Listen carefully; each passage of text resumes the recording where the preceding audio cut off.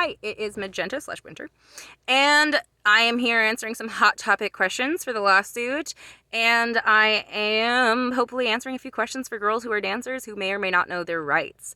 This question is going to be, can Deja Vu charge you back rent? And the answer is no, and it's an interesting answer to get to that no, and that is because their contract necessitates we work as employees. I know we're given an option to choose between being an enhanced employee or being an independent contractor, and we all choose independent contractor. But the reality is, the contract we sign as an independent contractor requires us to perform what is called work, as in Washington state and the federal government and labor laws all have definitions for what work is.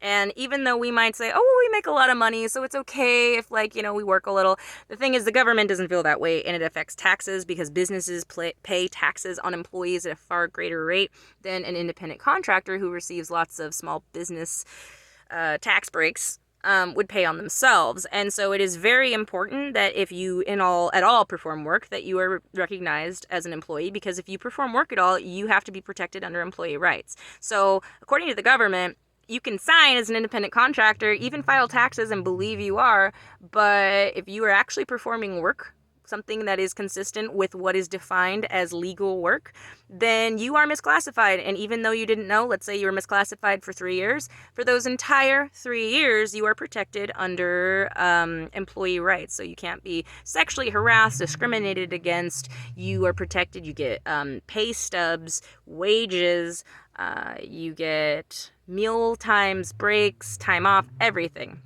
And so there's so many things, basically what it comes down to, if it couldn't happen to somebody working at Target or Starbucks, it shouldn't have happened to you in the last 3 years dancing in a club. So that is what I hope I can explain to you, is that due to the fact that you have all, if you have fulfilled your contract as an independent contractor at Deja Vu clubs, you have all performed what is considered legal work, which makes you misclassified, and which means that you are protected for the last 3 years under every single law that protects someone working at Starbucks or Target, which changes everything for your work experience.